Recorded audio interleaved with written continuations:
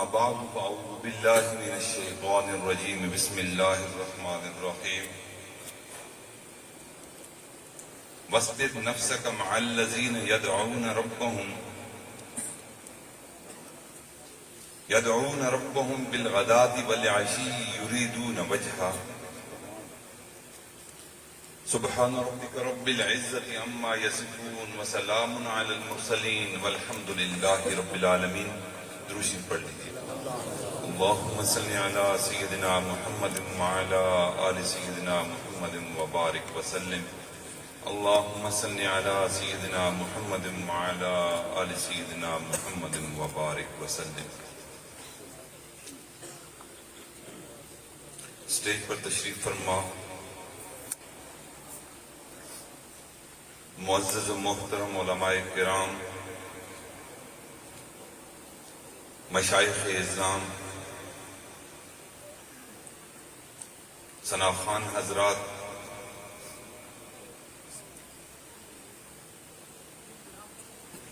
میں بڑا ممنون اور مشکور ہوں پیر طریقت حضرت مولانا رحمت الرحمان درخواستی صاحب کا اور ان کے رفقا کا کہ انہوں نے عاجز کو اس عظیم الشان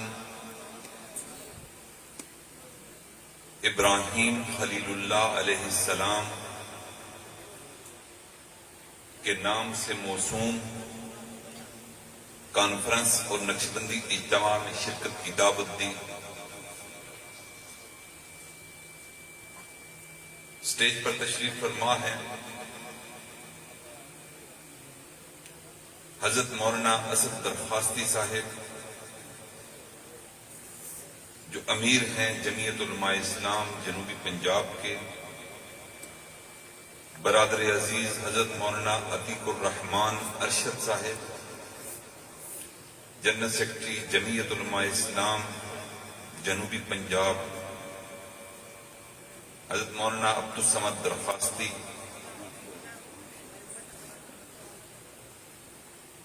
دور قریب سے تشریف لائے ہوئے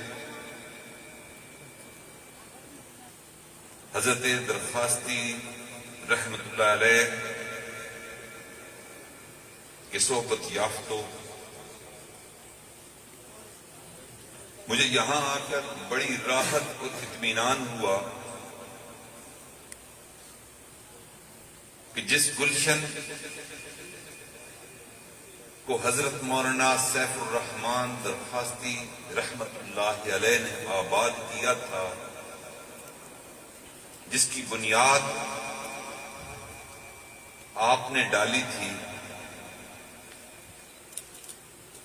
اس گلشن کے اب باغبان حضرت مولانا رحمت الرحمان صاحب انتہائی تندہی کے ساتھ، فکر کے ساتھ، اخلاص اور للہیت کے ساتھ اس گلشن کی رونقوں کو قائم رکھے ہوئے ہیں. واقعی یہ ایسے سالے نوجوان کہ جس کی تربیت حضرت مولانا صاحب الرحمان رحمت اللہ علیہ نے کی، اس سے ایسی ہی امیدیں ہمیں وابستہ ہیں کہ جو محنتیں حضرت مولانا صاحب الرحمان درخواستی رحمت اللہ علیہ نے شروع کی تھیں، ہمیں اللہ کی ذات سے کبھی امید ہے کہ اللہ تعالیٰ اس خانوادے کو کبھی تنہا نہیں چھوڑیں گے، اور یہ ادارہ دن دگنی رات چگنی ترقیاں کرتا رہے گا. ایک دن والد ماجد حضرت مرشد عالم رحمت اللہ علیہ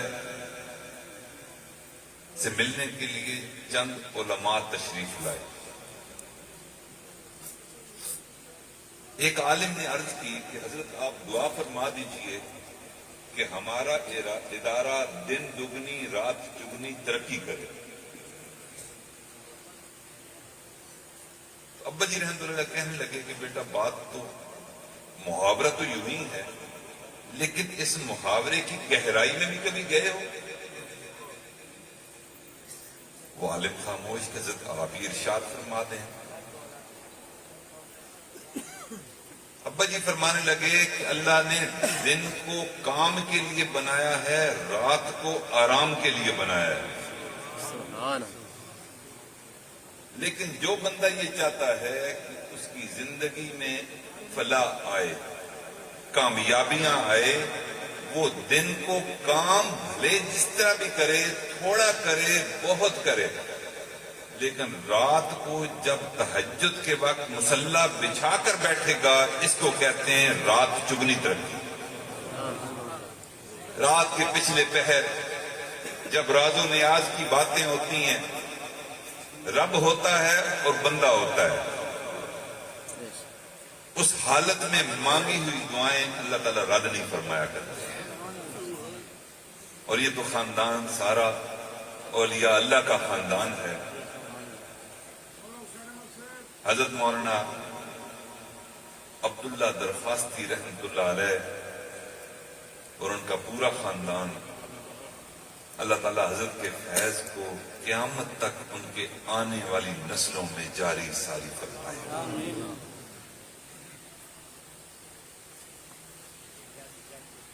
میرے بھائیوں، میں نے آیت آپ کے سامنے پڑھی ہے کہ وَاصْبِرْ نَفْسَكَ مَعَ الَّذِينَ يَدْعُونَ رَبَّهُمْ بِالْغَدَاةِ وَالْعَشِيِّ.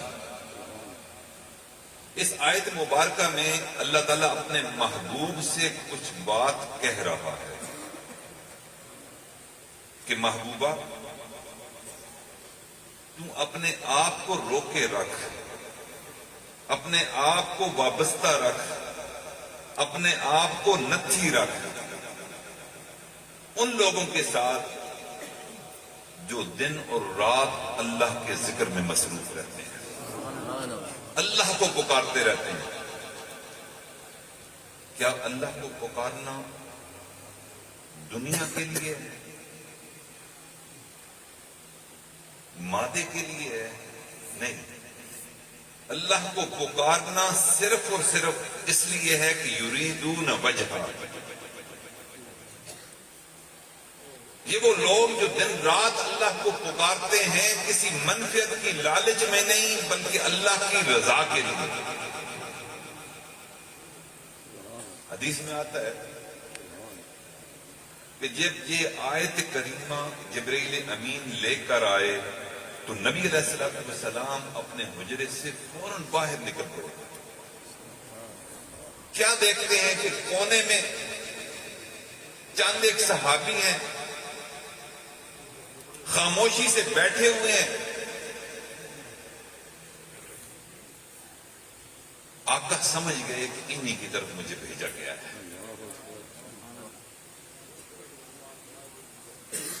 فرمانے لگے کہ تم کیا کر رہے تھے؟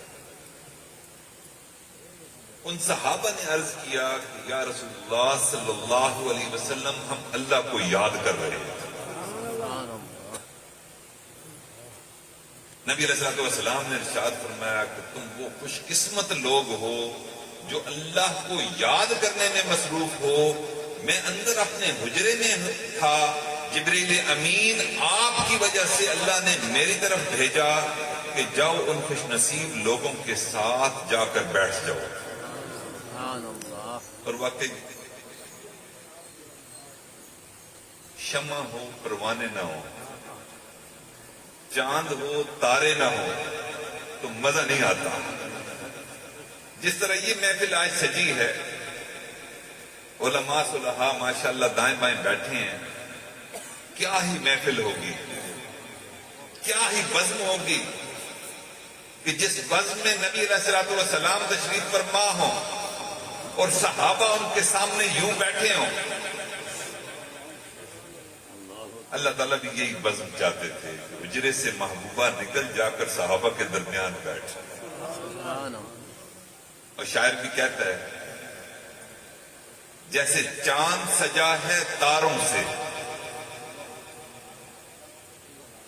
جیسے چاند سجا ہے تاروں سے، یوں بزم سجی تیرے یاروں سے. اللہ بھی اس سجی ہوئی محفل کو دیکھنا چاہتے تھے کہ چاند کے ساتھ ستارے جچتے ہیں اور محبوب کے ساتھ اس کے پیارے سجتے ہیں. اور واقعی آقا نے کہا، ارشاد فرمایا کہ اصحابی کالنجوم، میرے صحابہ ستاروں کی مانند ہیں. فَبِأَيِّهِمْ مُقْتَدَيْتُمْ اهْتَدَيْتُمْ.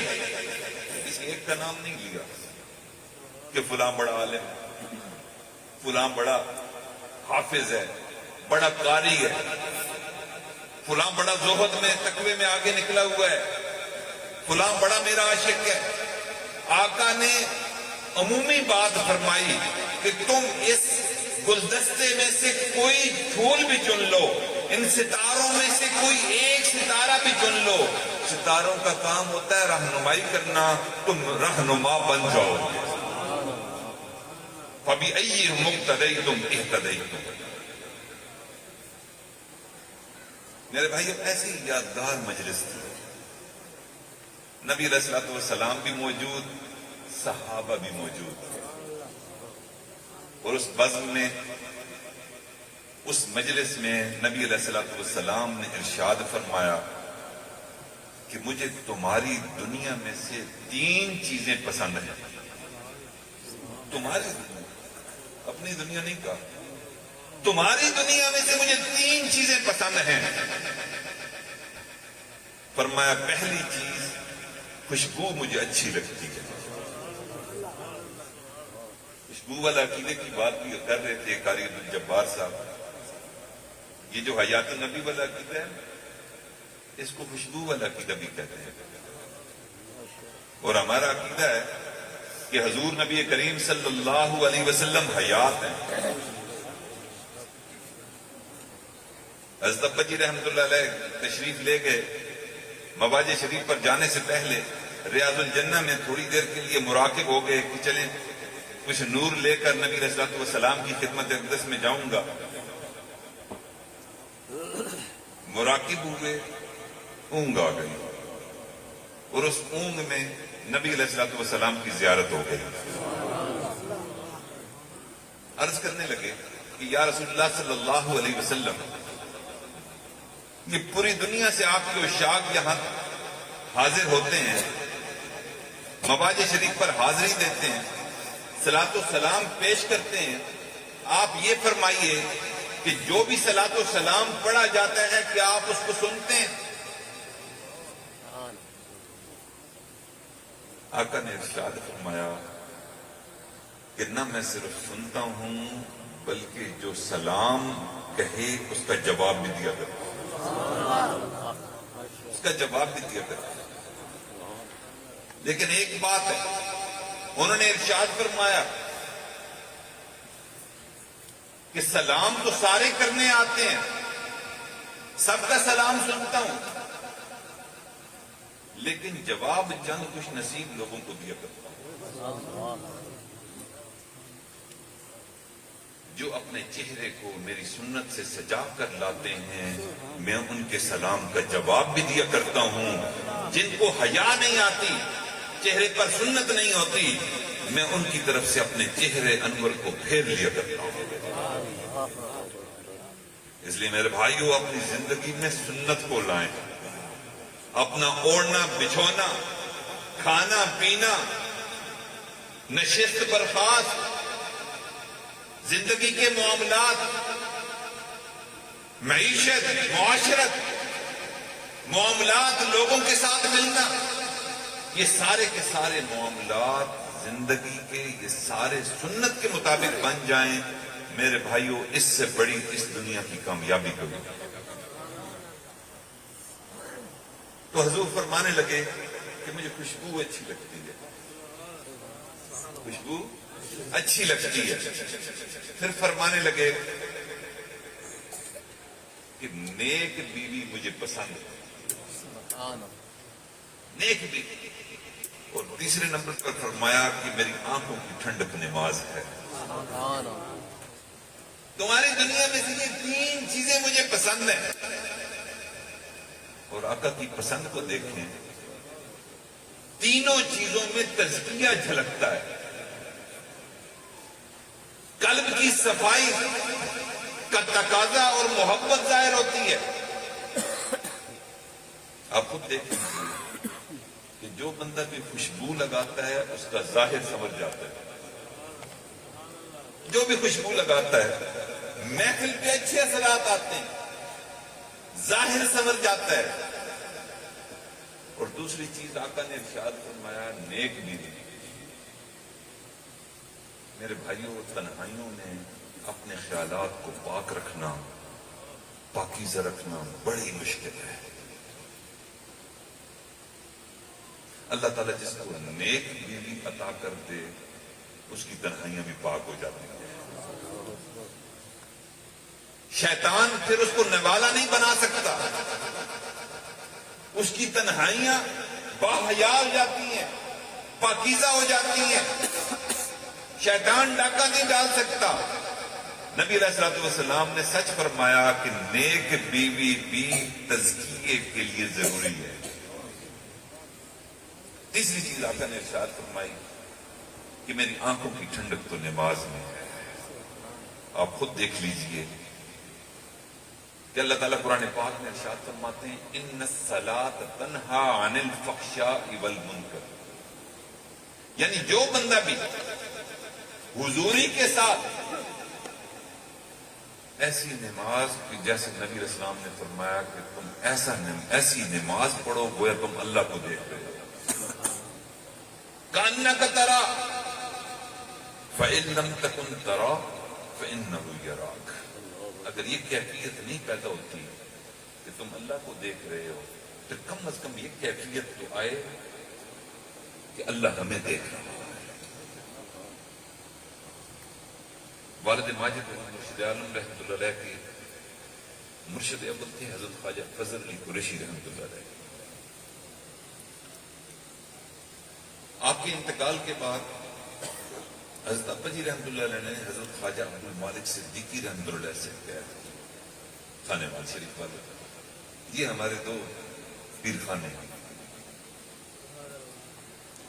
حضرت ابا جی رحمۃ اللہ علیہ حضرت صدیقی رحمۃ اللہ علیہ کے ساتھ ایک مرتبہ دارالحقانیہ تشریف لے گئے. دارالحقانیہ کے محترم بانی حضرت مولانا عبد الحق رحمۃ اللہ علیہ بڑے اللہ کے ولی. حضرت صدیقی رحمۃ اللہ علیہ ہر سال چند دن کے لیے وہاں جاتے. طلباء میں مجالس ہوتی، طلباء ذکر سیکھتے، سلسلے میں داخل ہوتے.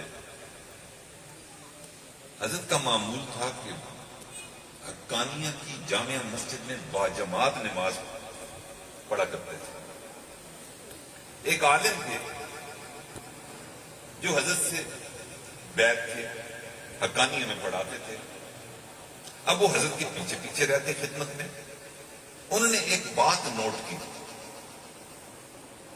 بات یہ نوٹ کی کہ حضرت صدیقی رحمۃ اللہ علیہ جب مسجد میں تشریف لاتے ہیں باجماعت نماز ادا کرنے کے لیے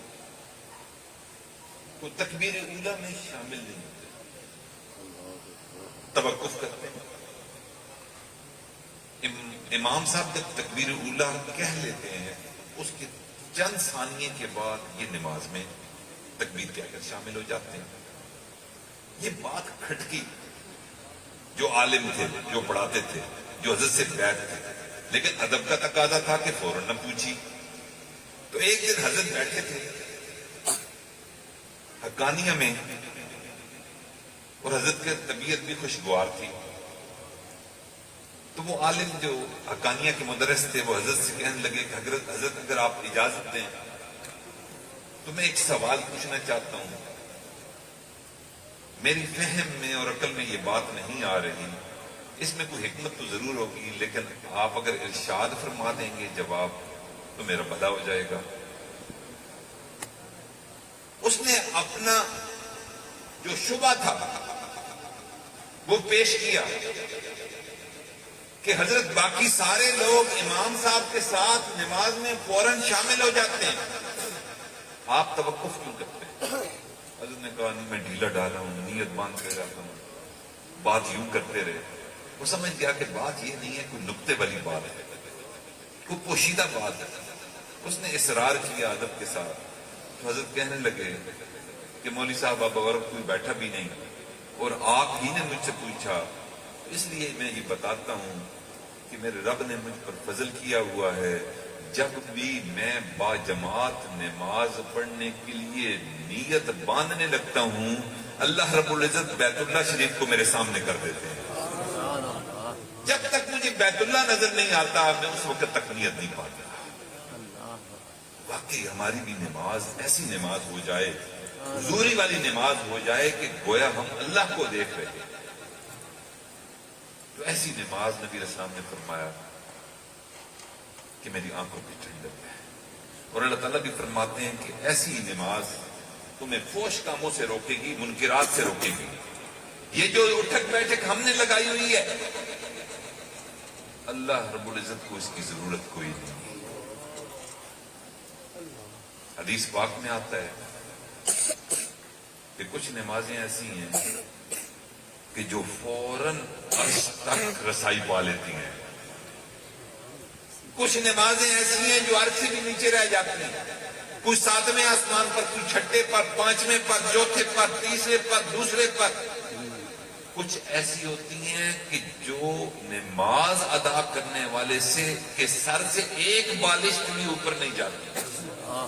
حدیث پاک میں آتا ہے کہ ایسی نماز کو گندے کپڑے کی طرح، جس سے ہم صافی کے طور پہ کام لیتے ہیں، یوں گندے کپڑے کی طرح نماز پڑھنے والے کے منہ پر دے ماری جاتی ہے۔ میرے بھائیو، آج جو نماز ہمیں برائیوں سے نہیں روک رہی، منکرات سے نہیں روک رہی، فحش گوئی سے نہیں روک رہی، نظروں کی پاکیزگی سے نہیں روک رہی، نظروں میں حیا اگر نہیں آ رہا، تو میرے بھائیو یہ دل نماز نہیں ہے۔ ہمیں نماز سیکھنے کے لیے اہل اللہ کے پاس جانے کی ضرورت ہے۔ تو یہ تیسرا عمل جو نبی علیہ السلام نے ارشاد فرمایا، پہلا عمل تھا خوشبو، ظاہر معطر ہوتا ہے، ظاہر پاکیزہ ہوتا ہے، ظاہر کی اصلاح ہوتی ہے، اور دوسرا نیک بیوی جس سے تنہائیاں پاک ہوتی ہیں، اور تیسرا نماز کی حضوری جس سے دل پاک ہوا کرتا ہے۔ یعنی ظاہری اور باطنی پاکیزگی نبی علیہ الصلوۃ والسلام نے اس حدیث مبارکہ میں ارشاد فرما دی کہ مومنوں، یہ تین کام مجھے پسند ہیں، یہ تین کام تم کرو گے، ظاہری باطنی ساری پاکیزگیاں تمہارا مقدر ہو جائیں گی۔ تو صحابہ عاشق تھے۔ جب نبی علیہ الصلوۃ والسلام نے یوں بات فرمائی تو صدیق اکبر رضی اللہ تعالیٰ عنہ بھی اسی محفل میں موجود تھے۔ وہ مماثلت کیوں نہ اختیار کرتے؟ انہوں نے عرض کی، یا رسول اللہ صلی اللہ علیہ وسلم، اگر آپ اجازت دیں تو میں بھی کچھ عرض کروں۔ ہاں صدیق تم کہو۔ آقا آپ کو بھی تین چیزیں پسند ہیں، میں صدیق کو بھی تین ہی چیزیں پسند ہیں۔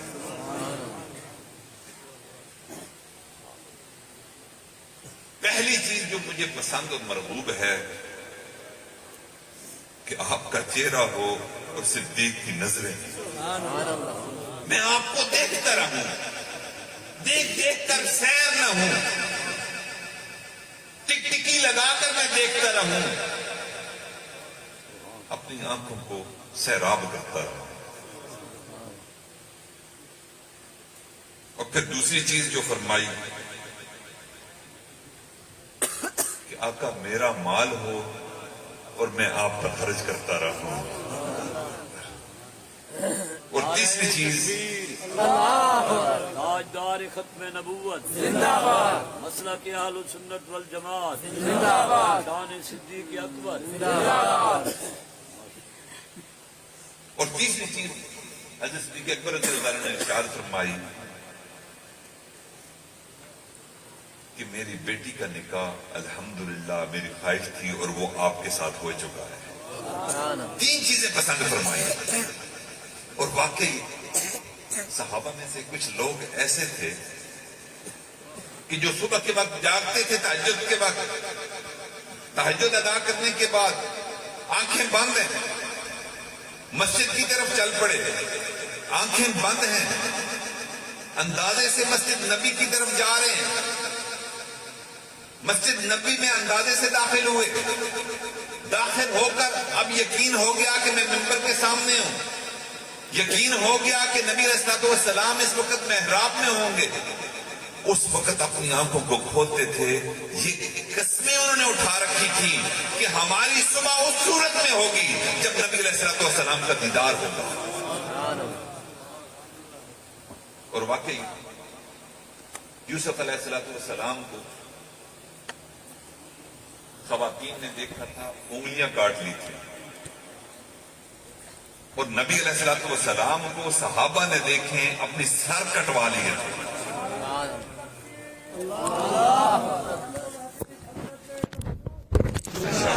ماشاءاللہ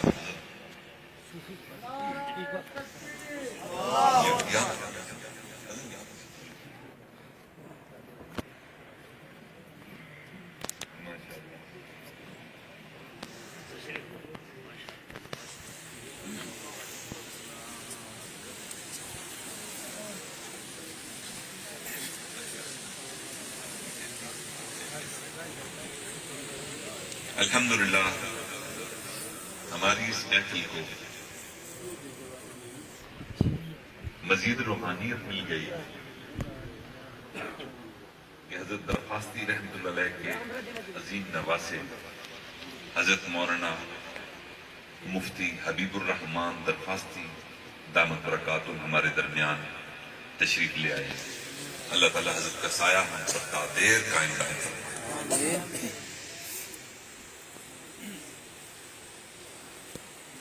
تو یوں صحابہ نے اتنی قسمیں اٹھا رکھی تھی کہ ہماری صبح اس وقت تک نہیں ہوگی جس وقت تک نبی علیہ الصلوۃ والسلام کے چہرے انور کی ہم زیارت نہیں کر لیں گے۔ وہ شاعر بھی کہتا ہے، ویکھیا جے یوسف نو انگلیاں کٹیاں۔ یوسف علیہ السلام کا دیدار کیا تھا، ان کے حسن کتاب نہ لاتے ہوئے وہ جو چھریاں سبزیوں اور پھلوں پر چل رہی تھی، احساس ہی نہیں ہوا، انگلیاں کاٹ لی۔ شاعر کہتا ہے، ویکھیا جے یوسف نو انگلیاں کٹیاں، آقا دے دیوانیاں نے جانا وار سٹیاں۔ انہوں نے انگلیاں کٹوائیاں تھیں، انہوں نے اپنے سر کٹوا لیے۔ پھر فرماتے ہیں، عشق دی اخیر ویکھی اودے عاشقین دی، جگ دے حسینہ کولوں ود کے حسین دی۔ یعنی ایسا چہرے انور تھا کہ صدیق اکبر فرما رہے ہیں کہ میں آپ کے چہرے کو دیکھتا رہوں۔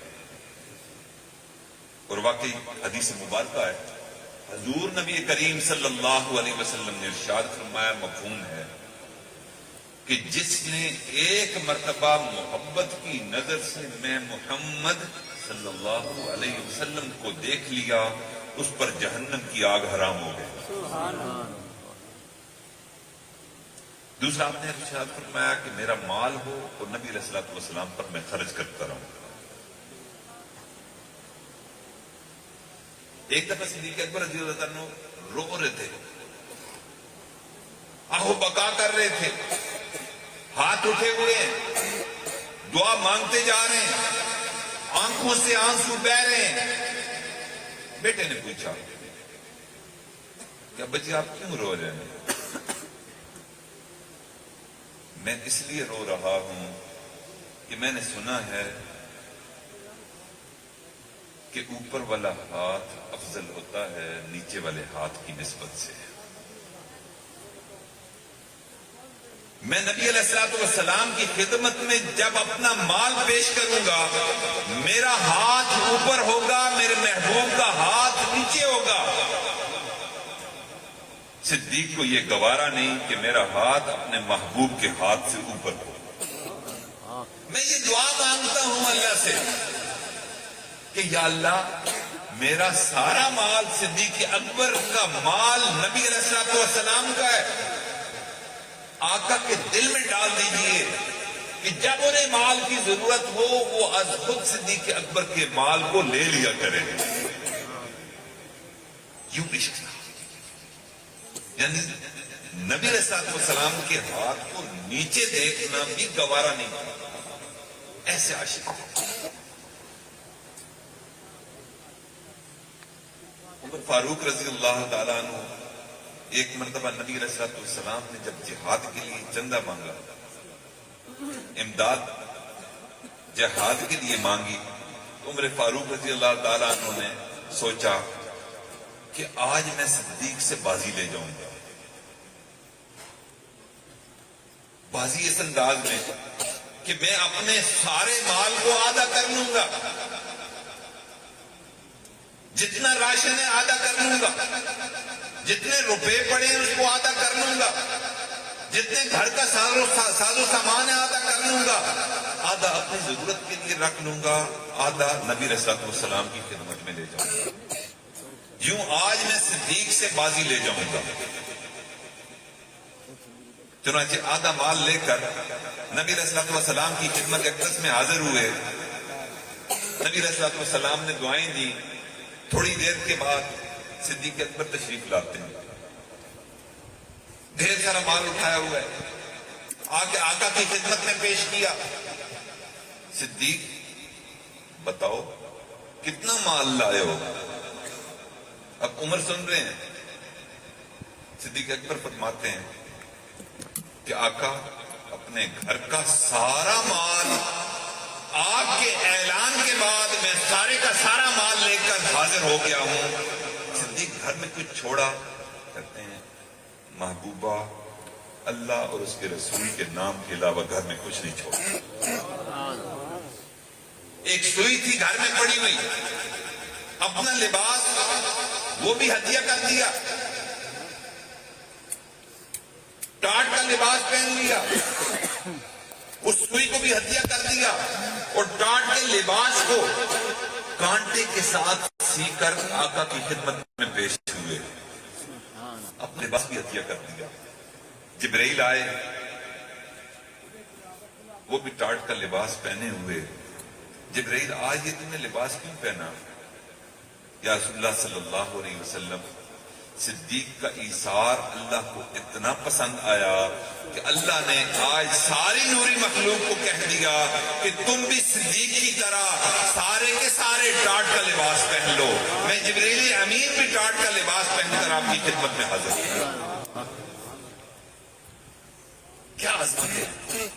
میرا مال ہو اور میں آقا پر خرچ کرتا رہا. خواہشیں دیکھیں، انتخاب دیکھیں، پسند کو دیکھیں. میرے بھائیوں، ابراہیم خلیل اللہ کانفرنس کے شرکا، نقشبندی اجتماع کے شرکا، یہ وہ چیزیں ہیں کہ جن کو ہمیں اپنی زندگی میں لانے کی ضرورت ہے. یہ وہ ایام ہیں جن کی فضیلت نبی علیہ الصلوۃ والسلام نے ارشاد فرمائی کہ ان جیسے پورے سال میں کوئی ایام نہیں. ان ایام میں ہم عہد کر لیں کہ ہم بھی انشاءاللہ نبی علیہ الصلوۃ والسلام کے مبارک طریقوں پر چلتے ہوئے اپنی ظاہری اور باطنی پاکیزگی کو حاصل کریں گے انشاءاللہ. ان اہل اللہ کی صحبت میں بیٹھیں گے، ذکر کو سیکھیں گے، ان کی علمی مجالس میں بیٹھیں گے، نبی علیہ الصلوۃ والسلام کے طریقے پر انشاءاللہ چلنے کی کوشش کریں گے. آپ عہد کرتے ہیں جی انشاءاللہ؟ میرے بھائیوں، اگر آج کی اس مجلس میں ہم یہ عہد کرنے میں، اس فکر کو اپنا دامن گیر کرنے میں کامیاب ہو گئے تو میرے بھائیوں یہ کانفرنس کامیاب ہو گئی. اس کانفرنس کا یہی پیغام ہے. ہمارے اکابر اسی بات کی محنت کر رہے ہیں کہ اپنی زندگیوں کو نبی علیہ الصلوۃ والسلام کے طریقوں کے مطابق بنا لیں.